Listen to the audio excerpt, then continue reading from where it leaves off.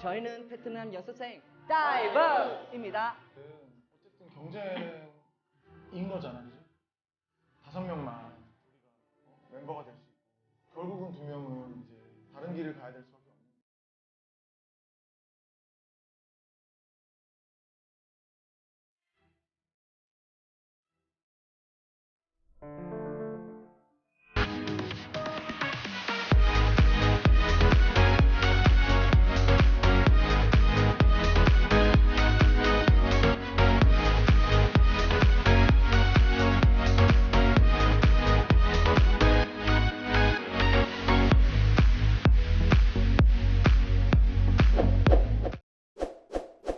일단 좀 고생했고 준비하느라고 이제 내가 애쓰는 모습은 충분히 와닿는 것 같아.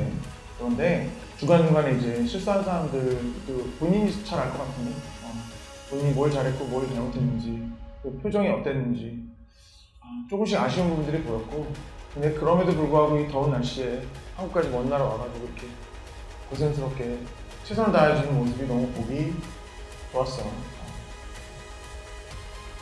진짜 좋은 결과가 있었으면 좋겠다.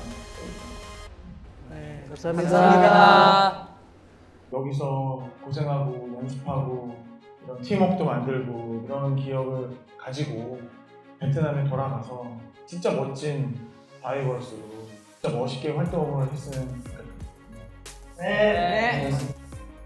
물론 목표가 1등이고 스타가 되는 게 목표이겠지만 어쨌든 그런 지금 꿈을 꾸고 있는 거잖아요. 그치? 그런 꿈을 향해서 계속 한 발짝 한 발짝 이렇게 다가가는 너희들의 모습이 굉장히 진심으로 나는 이제 감동적이고 멋지다고 생각해. 그래서 꼭 좋은 결과가 있었으면 좋겠다. 네, 감사합니다. 자, 아무튼 수고 많았고 그 일주일 후에 라이브 평가 무대에서 그 최종 결과가 이제 발표가 될 거예요. 그때까지 겸허한 마음으로 잘 준비해 주면 될 것 같아요.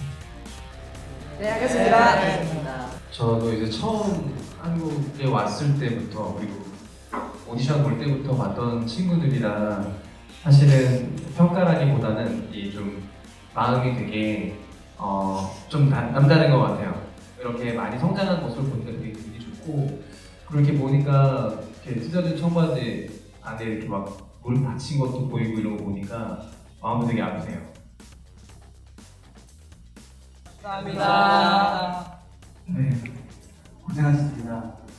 다들 눈물을 흘리셔서 평가를 하기에는 좀 미안하고요. 가수는 일상생활보다 무대에서 더 예쁘게 보여야 하는 거잖아요. 그러려면 어떻게 하면 정작 목소리가 더 매력적으로 보일 수 있는지 어떻게 많이 생각해 주시면 좋은 결과 생길 겁니다. 감사합니다. 네, 알겠습니다. 감사합니다. 각자 한마디씩 하고 싶은 말 있으면 한번 해볼까? Cảm ơn anh đã chăm sóc chúng em.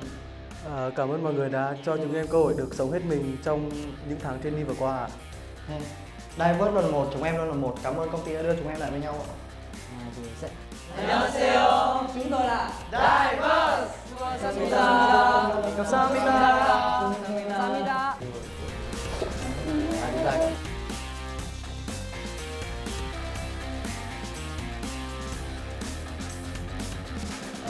Thực sự mà cảm xúc của tụi em lúc mới đến đây thì chắc ai cũng như nhau, đó là cảm giác mới đầu đã bị sốc khi mà phải theo những cái lịch trình mà bọn em từ trước giờ không nghĩ tới nó lại khắc nghiệt đến như vậy á. Ai cũng gọi là phải hòa nhập để thích nghi với cái áp lực đó. Đến tận bây giờ thì nó đã quen dần và cảm thấy bây giờ rất là thoải mái, đúng không? Coi đây là nhà luôn rồi, tại vì ngày nào cũng tới, ngày nào nó cũng là một cái lịch trình như thế, ngày nào cũng là khó khăn như thế, cũng quen hết rồi đúng không?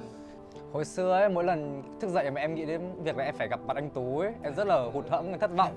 Thì anh cũng vậy luôn á. Trời ơi, sáng sớm thức dậy mà nghe cái giọng của ổng, dậy đi mấy đứa. Em rất là buồn, em rất là chán nản, không động lực để đi tập ấy. Nhưng mà bây giờ em dần quen rồi. Anh rất là đồng cảm với hai bọn em nếu mà bọn em ghét anh Tú ấy, tại vì anh cũng cảm thấy như thế. Không phải là ghét mà là không Mà ưa. là- Bạn nói đi, bạn nói đi. Nói chung là lần đầu tiên em sang Hàn Quốc, sang rất là thích nhưng mà chỉ sang được hôm đầu tiên thôi, chỉ được một lúc thôi. Đến lúc sau thì ngày hôm sau ấy, có phải chuẩn bị tinh thần để đi tập ấy, thì bắt đầu lo này, với cả em không quen nữa. Anh có thấy Hoàng áp lực?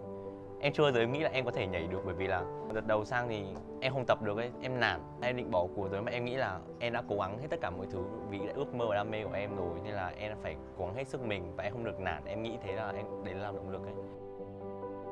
Không, thực sự thì lúc đầu á, khi mà hai đứa này vô á, thì phải kèm cho hai đứa đó bài mới đúng không?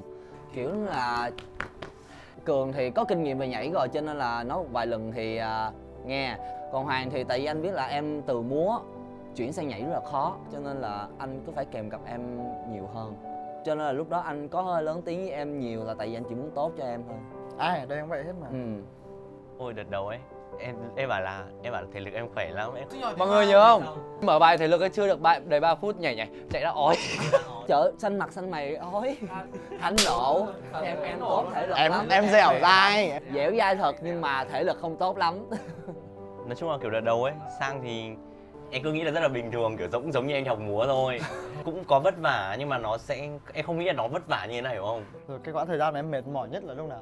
Chắc cái lúc mà nghe được giọng ông Tú á. Dậy đi! Dậy đi! Này rồi nghĩ lại cái cảnh sau này không được nghe cái giọng đấy nữa đi. Thì sẽ có một giọng khác.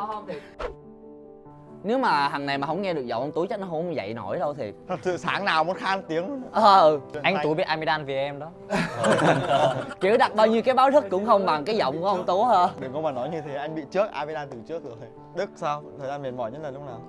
Thời gian mệt mỏi nhất chắc là lúc mà các bài dồn dập Đúng rồi. Sợ kinh khủng luôn đấy. Áp lực. Không nhớ kịp, nghĩa là đang nhớ bài này xong sang bài kia kiểu bị loạn hết cả lên luôn. Tập rất nhiều bài nhưng mà không tập được, không theo kịp ấy, cảm giác rất là khó chịu, mệt mỏi vô cùng. Càng muốn cố tập thì không tập được. Em phải tập trung mỗi lần em tập, cho nên là đừng có gấp gáp gì hết, em cứ từ từ thôi mọi người sẽ đợi em.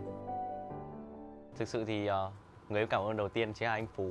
Từ một người chưa biết cái gì hết, xong anh Phú giúp đỡ này, anh Phú nói. Những cái lúc tập thì em rất là buồn, nhưng mà thực sự là phải cảm ơn anh rất là nhiều, có những cái lời nói đấy thì em mới có thể cố gắng được hơn. Sau đó thì có anh Huy hay động viên và quan tâm em lúc em buồn. Có cả anh Tú nữa, còn hay bảo em là cái này không được, cái này không được, cái này phải như này, hay nói em, dặn em những cái điều mà em chưa được biết. Thì em biết ơn rất là nhiều với ba anh ở đây. Còn em thì muốn cảm ơn anh Tú đầu tiên. Tại vì anh Tú như một người anh của em và luôn quan tâm và nhắc nhở em và luôn động viên mỗi khi em cảm thấy chán nản hay là buồn bã gì đấy. Còn người thứ hai em muốn cảm ơn là anh Phú. Nhóm mà có gì đó, anh Phú luôn là người kéo tinh thần của nhóm lên để nhóm tập luyện tốt hơn và hiệu quả hơn. Nói gì kìa? Em thực sự rất là cảm ơn anh Đức vì cái khoảng thời gian đầu tiên thì em cũng khá là khó hòa nhập. Chỉ lúc đấy em chỉ có mỗi anh ở bên cạnh cho em một cái chỗ dựa tinh thần để em có thể cố gắng để đi tiếp. Sao?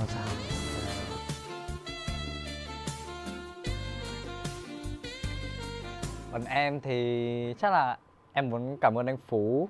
Mặc dù em biết bản thân em là một người rất là cứng đầu, em không bao giờ chịu nghe người khác cả. Em cứ phải cãi trước đã rồi em mới nghĩ sau. Em biết điều đấy. Nhưng mà anh Phú thì rất là thông cảm cho em.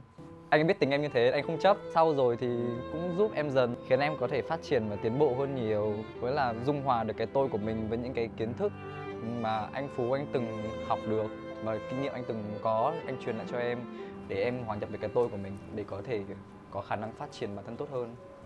Còn mình Em chỉ biết cảm ơn tất cả mọi người tại vì có mọi người ở đây thì mới có Diverse. Anh thì cũng kiểu giống Bình một chút, đó là mỗi đứa ở đây anh đều phải học ở mỗi đứa một cái gì đấy. Không biết mấy đứa nghĩ nào nhưng mà nói chung là anh cảm ơn mấy đứa vì cái quãng thời gian qua mà mình trải qua với nhau. Về phần Phú á, thì tại vì ước mơ của Phú là được debut.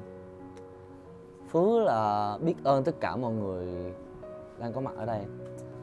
Đặc biệt cảm ơn Bình vì những thời gian đầu thì không có em chắc là anh không trụ nổi, tại vì anh cũng là một người khá là khó hòa nhập, cho nên là cảm ơn em rất là nhiều.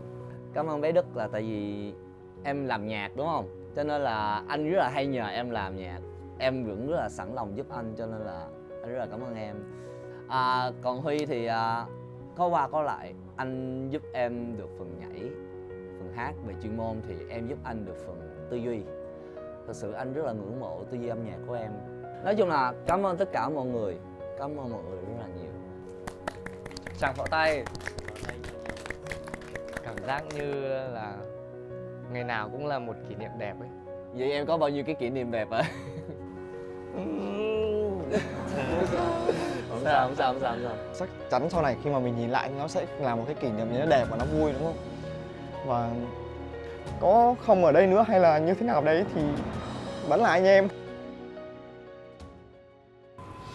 Thì nói chung là cái kỷ niệm mà đáng nhớ nhất sẽ là cái kỷ niệm mà mình đi cùng với những người mình trân trọng nhất.